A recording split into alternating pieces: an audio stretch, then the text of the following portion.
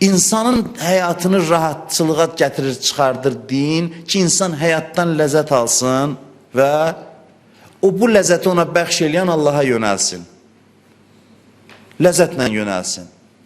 Həyatdan ləzzət almayan adam ibadəti ürəklə eləyə bilməz. Allaha ürəklə şükür eləyə bilməz.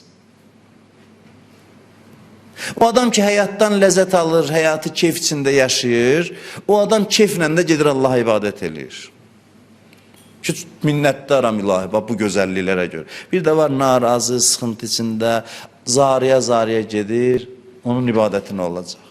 Həyatın keyfiyyəti insanın ibadətinə bilavasitə təsir göstərir.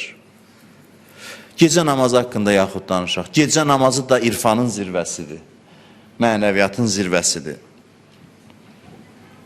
Əleyhissalam buyurur, qiyamul leyl məsəhhətul bədən.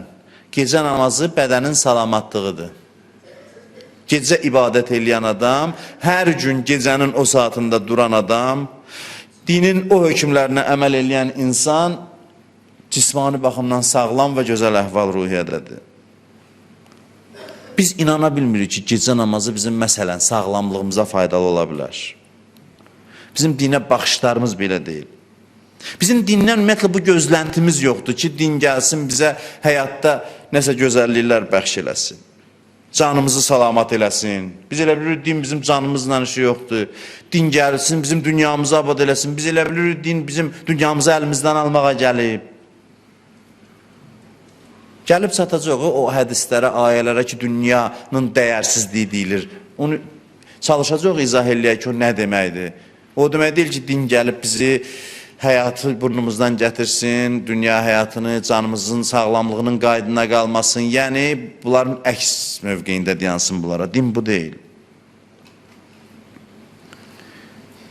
Biz bilmirik ki, dünyada rahat yaşamaq üçün, zövqlə yaşamaq üçün dinə ehtiyacımız var. Və din də bunların yolunu bizə göstərir ilk növbədə, sonra başqa məsələlərə gedir, toxunur. Və əslində, dindən başqa heç bir məktəb ləzzətli yaşayışı dünyada təmin edə bilməz. Ləzzətli yaşayışı.